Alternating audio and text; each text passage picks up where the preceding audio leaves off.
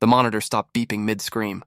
That shrill alarm, once the rhythm of fragile hope, cut off so suddenly that the silence became unbearable. For a moment, I thought it was just a glitch, a wire loose, a nurse adjusting settings, but then I saw the way the doctor's face fell, how the color drained from my wife's eyes. The curtain was pulled shut, and the world beyond that thin blue fabric collapsed into chaos. Feet pounded the floor, metal clanged, voices overlapped. "Code blue, NICU, code blue!" And then nothing.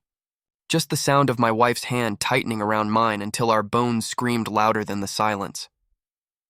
It was the second time in 3 years. The same room, the same machine, the same helplessness. My wife didn't cry this time. She just stared at the blank monitor like it had betrayed her. I wanted to scream, to destroy every wire in that room, but grief had turned my throat to stone. The doctor whispered something. "I'm sorry, maybe," or "We did everything we could." I can't remember. Words mean nothing when the heartbeat you waited for goes still. When we got home, the world pretended to care. Neighbors brought casseroles wrapped in foil and pity. The church sent lilies that filled the house with a smell too close to death. My parents sent plane tickets to get away for a while. They didn't visit, not this time. My mother said she couldn't bear to see us like that again. My father just said, "These things happen," as if God rolled dice with our children's lives.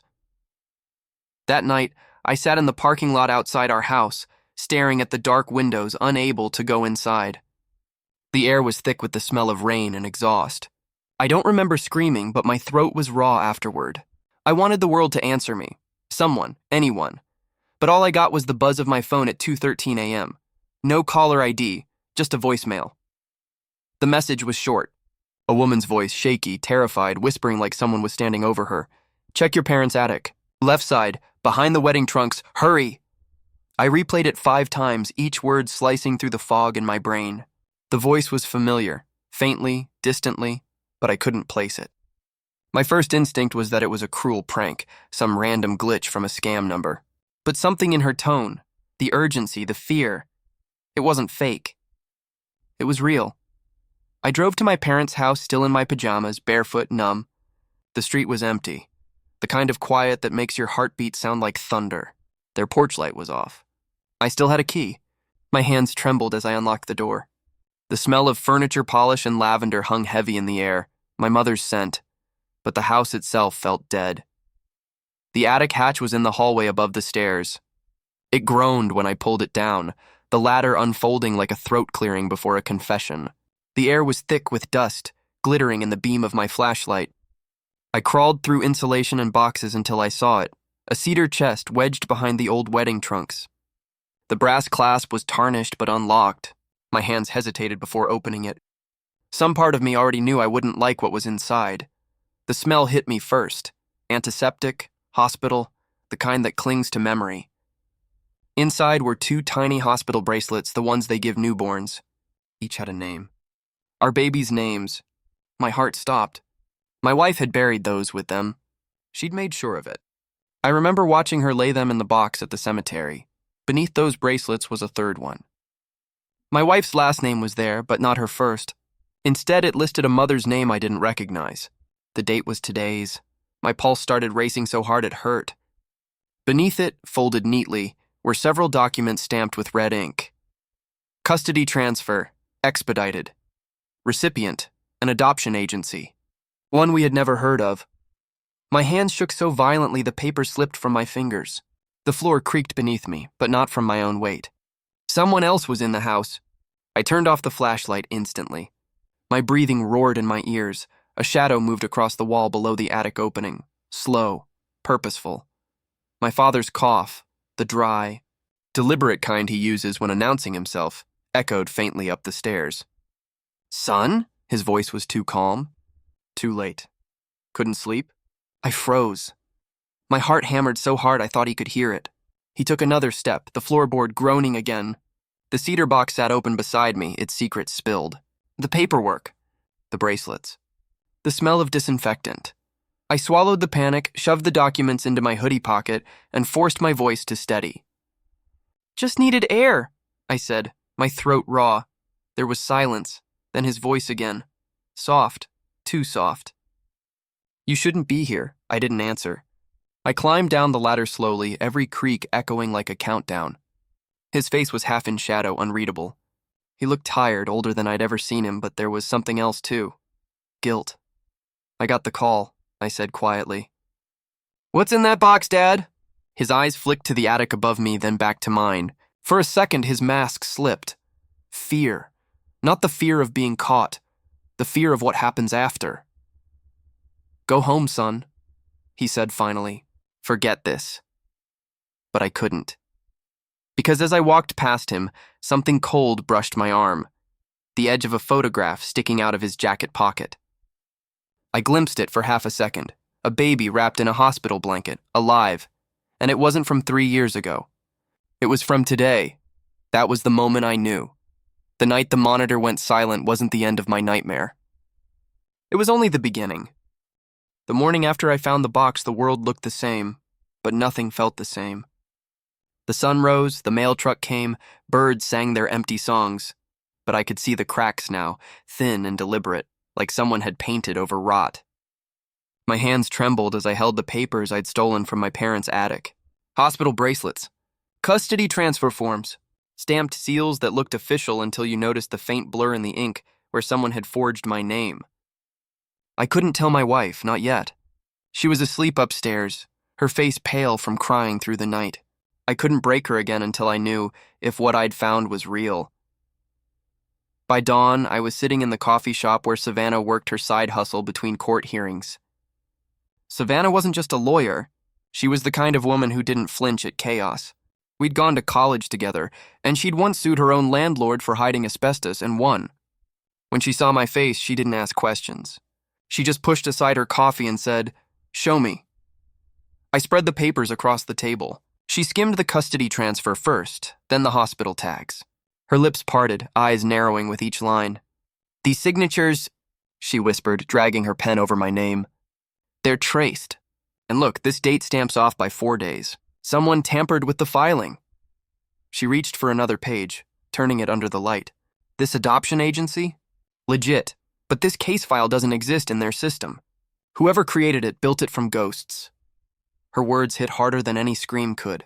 "So what does that mean?" I asked. "It means someone went to great lengths to make it look like your child was legally transferred," she said. "But it was never registered. Which means there's a black hole in the record, and that's where your baby vanished." I stared at the documents, bile burning my throat. Savannah opened her laptop, typing fast. "Let's trace the file number. Every agency uses a unique registry chain for transfers. If someone hijacked it, we'll see the trail." The room felt colder. She stopped typing. Her face changed. "Found it. What?" "The P.O. box linked to this file, it's in your hometown." "So?" She looked at me like she didn't want to say it. "It's registered under your mother's name." My mind spun. "No, that she wouldn't." Savannah turned her screen to me. There it was. My mother's handwriting in the rental ledger, neat and perfect, like she was signing a birthday card. The memo line read, "Donation, Memorial Grant." "Same phrase shows up on a transfer from 3 years ago," Savannah said. "The year you lost your first child." I felt sick. "She sent money back then too?" "She did. To the same agency." Savannah's voice dropped. "Whatever this is, it's not new. It's a pattern." She began digging deeper, cross-referencing dates, contracts, and court archives. "There's one more thread," she muttered. "The funds are tied to something bigger." She clicked through a maze of old legal documents until she found it. A trust agreement, scanned and uploaded decades ago. She read the header aloud. "Dynasty Trust, 1979, amended 2012. Her tone went flat. Clause 14C, if the beneficiary, meaning you, dies without living descendants, the controlling interest of the trust remains with the founders. I blinked. You mean my parents? Savannah nodded grimly. $18.4 million in perpetuity. If you have kids, the money passes to your line. If not, they keep it forever. She looked at me with a kind of sorrow that only lawyers who've seen too much can feel. Your babies threatened their money, not their legacy. Do you understand what that means? I couldn't breathe. The cafe's noise faded into static. I saw flashes, My parents crying at the funerals, my mother clutching my wife's hands, whispering prayers, my father writing checks for hospital donations. None of it had been compassion. It had been control. Savannah leaned forward. Whoever called you last night, she knew something. Use the number. She slid a small black burner phone across the table. Don't use yours.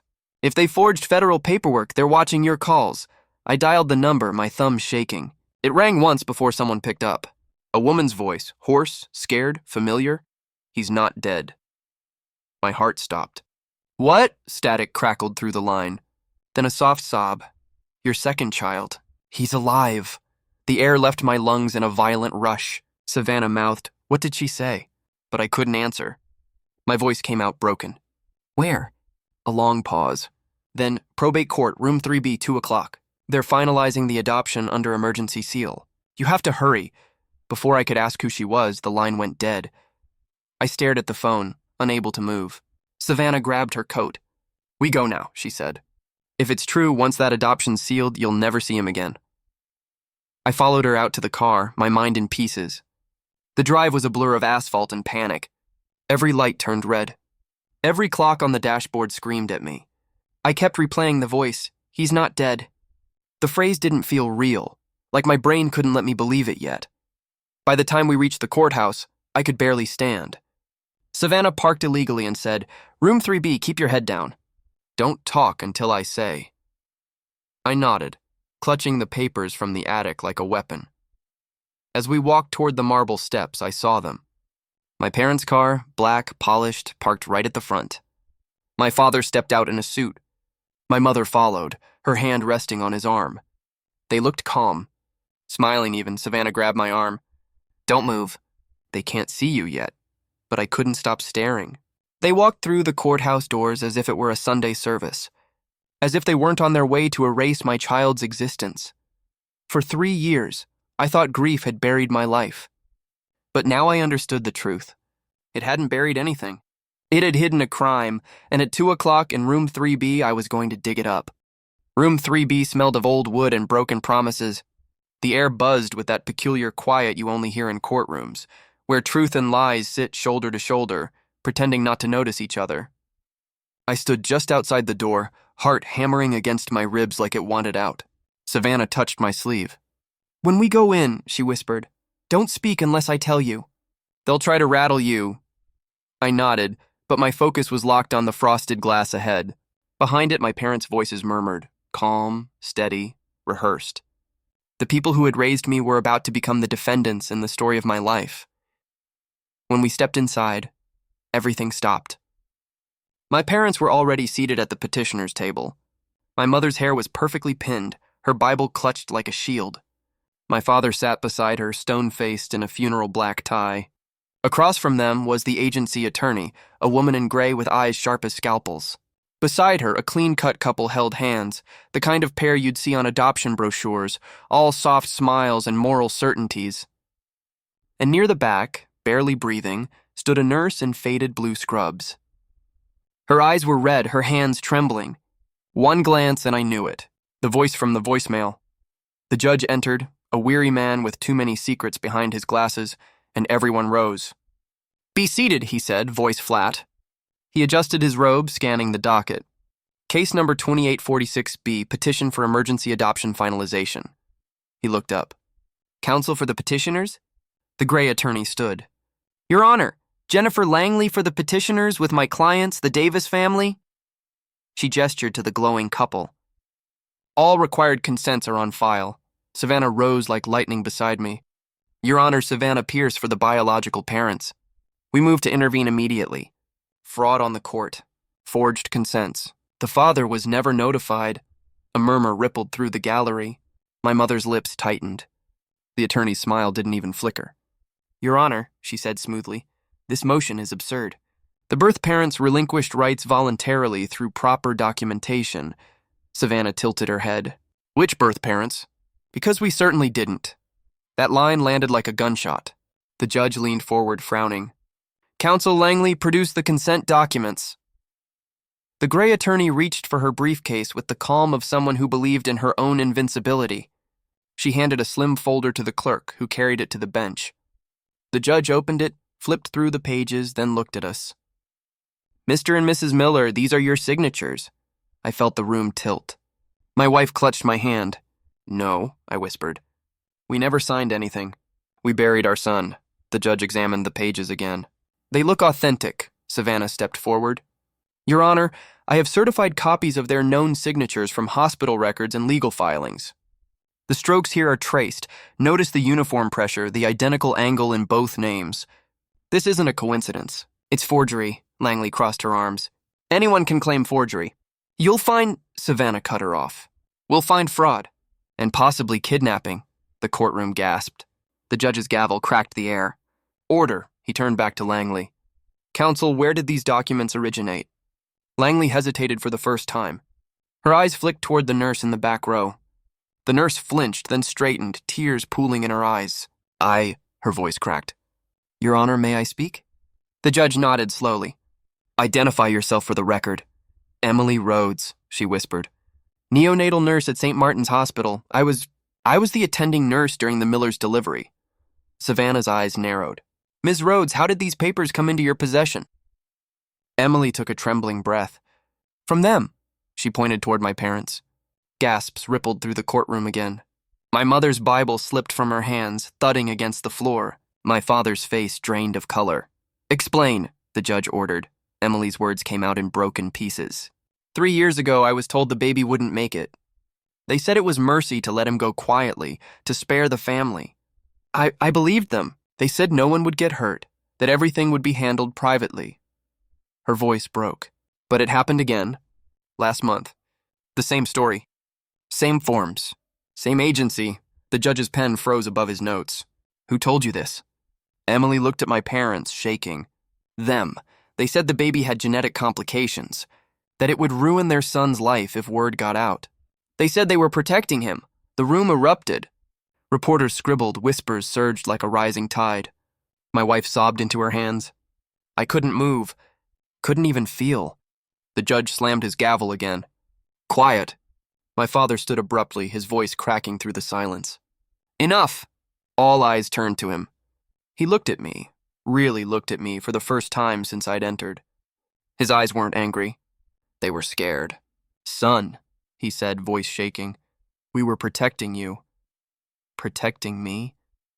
I repeated, disbelief cutting through every word. "From what?" He hesitated, glancing at my mother. She sat rigid, eyes glassy, jaw trembling. My father's next words came slow, like a man stepping off a cliff he knew was waiting. "From the truth about you." The room went silent. The judge leaned forward, his tone sharp. "Clarify that statement, Mr. Miller," but my father said nothing. He sank back into his chair, shoulders caving, his mouth shut like a tomb. My mother started to cry, quietly, not out of guilt, but fear. "Real fear," Savannah whispered to me. "What the hell does that mean?" I didn't answer. My body was locked, my heart pounding like a drum under ice. The phrase replayed in my mind over and over, "the truth about you." The judge motioned for the bailiff. "This hearing is now sealed pending investigation.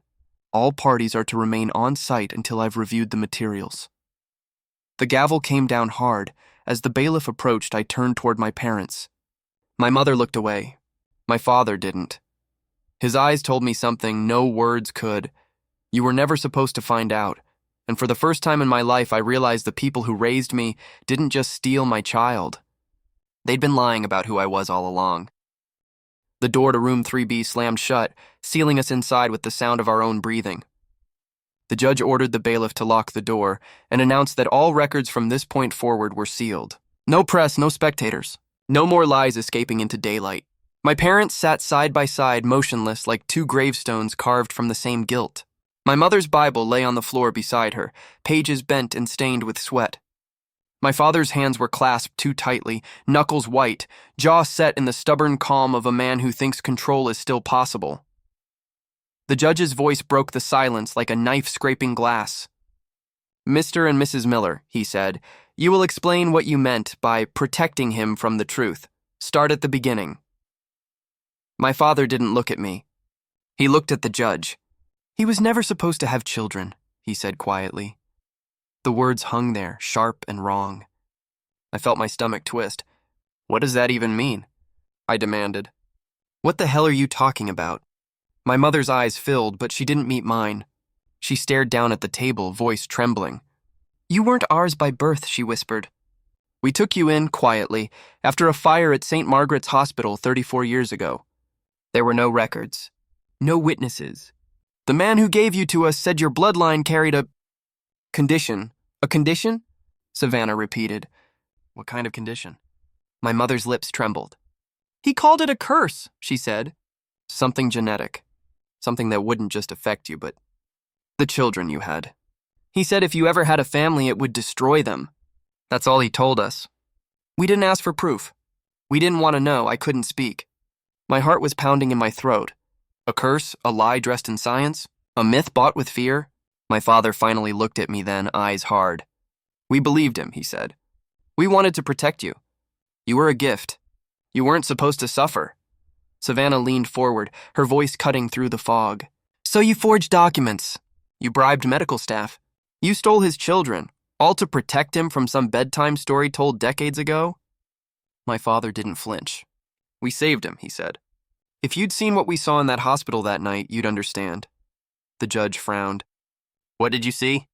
My mother shook her head, voice trembling. We can't prove it. The hospital burned down the next day. Everyone died. The man. He told us it was fate, that we were chosen to keep the boys safe, Savannah scoffed. Chosen by who? A ghost? But the nurse, Emily, wasn't laughing. She looked sick, her eyes fixed on the floor. They paid me, she said quietly. They paid me to move the file, to change the status of his son, to label him non-viable so the adoption could go through as a mercy case. I saw his wife's eyes in that baby. I couldn't do it again. Again? I said, my voice barely human. Emily's body shook as she broke down. 3 years ago, she whispered. I was there the first time, too. I did what they asked. I signed the report. I helped hide the body. But there wasn't a body, not really. Just a transfer. They said it was for the good of the family. Tears streamed down her face. I told myself I was doing the right thing. But I see that child every time I close my eyes. I can't sleep. I can't. The judge's gavel thundered, silencing the room. Bailiff, he barked, secure the infant in protective custody immediately. No one leaves this courthouse until the child's location is verified. Somewhere down the corridor, faint and distant, a baby cried. The sound cut through the walls like light through a keyhole. Every cell in my body moved before my brain could. I bolted from my chair, but the bailiff's hand gripped my shoulder. Stay put, sir. Savannah stood too, voice firm. Your Honor, let us identify that child. Before the judge could respond, the gray attorney, the agency's lawyer, jumped to her feet. Your Honor, my clients have rights. This is an ambush. Her words were drowned by the heavy creak of the courtroom door opening. Everyone turned. The woman who entered carried the weight of generations in her posture. Her hair was silver, her eyes sharp and cold as a January morning. Around her neck hung a ribbon with a small brass key glinting against her blouse. Judge, she said, her voice steady. You'll want to see what I brought, the judge blinked. And who exactly are you? The woman's gaze never left my parents. I'm his grandmother, she said, nodding toward me. Their mother. And I'm the one who told the nurse to make the call. My parents froze. My father's face turned to stone. My mother let out a soft, strangled sound, half gasp, half prayer. Mother, what are you doing here? The older woman ignored her. She placed a small lockbox on the table. Inside is a key to my safety deposit box. Inside that is a tape, recorded in 1989. It shows exactly what happened at St. Margaret's Hospital the night you adopted him. Savannah's eyes widened. A tape? Yes, the woman said. I've been keeping it hidden for over 30 years. I thought I could live with the lie, but when I learned what they did to your children... She looked at me then, tears brimming. I couldn't keep it buried any longer. My father stood slowly, his voice low and furious. Mother, stop. You don't know what you're doing. She met his glare without fear. You always were your father's son, greedy, ruthless, and terrified of losing control. But this time, William, you've gone too far. The judge gestured to the bailiff. Secure that box. We'll view the contents under seal. My father turned to me, desperate now. Son, please, don't let her. That tape will destroy everything. It'll destroy you, but I was done listening. I stared at the key in the judge's hand, my pulse pounding like thunder. Then let it, I said quietly. Let it destroy everything. Because whatever was on that tape, whatever truth had been buried under decades of lies, it wasn't just about stolen babies or fake adoptions anymore. It was about me, who I was, where I came from, and the blood that ran through my veins. For the first time in my life, I wasn't afraid to find out. The vault room at the bank was colder than any courtroom. It wasn't just the air conditioning, it was the weight of what waited for us inside. The judge sat at the end of the long steel table, arms crossed, while the bailiff set down a dusty lockbox with trembling care. My grandmother sat across from me, silent, her hands folded around her rosary like it was the last thing keeping her from collapsing. My parents were brought in moments later, wrists cuffed, faces drained of color. My mother wouldn't look at me. My father stared straight ahead, as if sheer willpower could make the truth vanish before it began. When the judge inserted the key and turned it, the lock clicked open with a sound that felt final, like a door closing on everything I used to believe. Inside was a single VHS tape labeled in shaky handwriting, Miller Estate, confidential record 1989. No date, no names beyond that. The clerk set up a small television, the kind with a built-in player. As the screen flickered to life, static filled the room, buzzing like angry bees. Then my grandmother's younger face appeared, 20, maybe 30 years younger. Her hair was darker, her eyes fierce but already tired. She sat in what looked like a hospital office, her hands folded on a desk.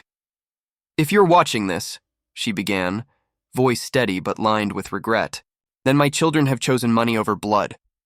She glanced down, exhaled, and continued, "This is my record for the boy I never got to hold." The room froze. Even my mother's soft crying went silent. The woman on the tape leaned closer to the camera, her tone gaining strength. "After your grandfather died, our lawyers rewrote the dynasty trust. It was meant to protect the family legacy, but your father and I made a mistake. We tied inheritance to heirs. And when your father—" she paused, then corrected herself. My son realized what that meant. He made sure no heirs would ever exist. Savannah, sitting beside the judge, scribbled something on a legal pad but didn't speak. He called it protection. The woman on the screen went on. "Said our bloodline carried a flaw, a curse. Said the child from St. Margaret's would bring ruin. I told him that curse was greed, not genetics.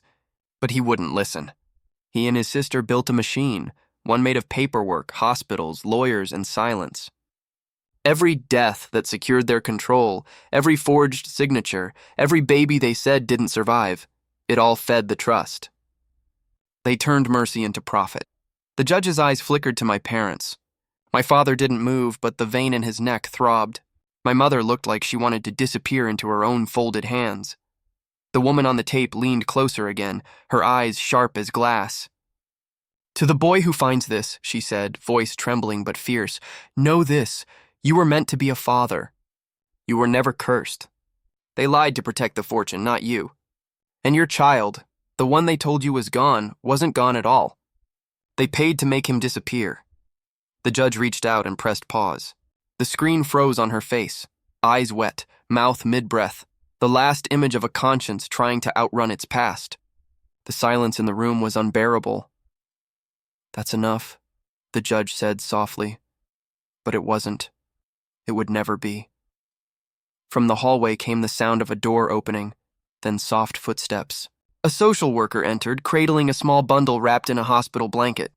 The baby's quiet breathing filled the vault like music from another world. My wife stood so fast her chair toppled backward. The social worker approached her slowly, gently transferring the child into her arms. The baby had my wife's mouth, my nose, my mother's eyes, the same gray-green I'd spent my whole life seeing in the mirror. Our son, alive. Ours.